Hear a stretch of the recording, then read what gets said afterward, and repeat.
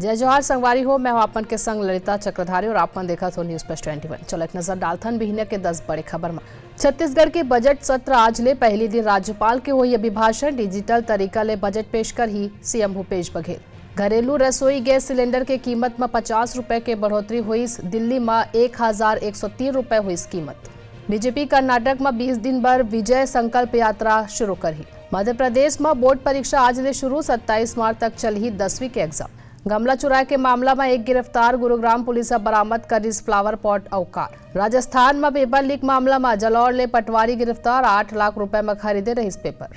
उत्तर प्रदेश के इटावा में सुबह सुबह भीषण सड़क हादसा हुई। 5 लोगन गंभीर रूप ले घायल, 2 ला रेफर करे गई।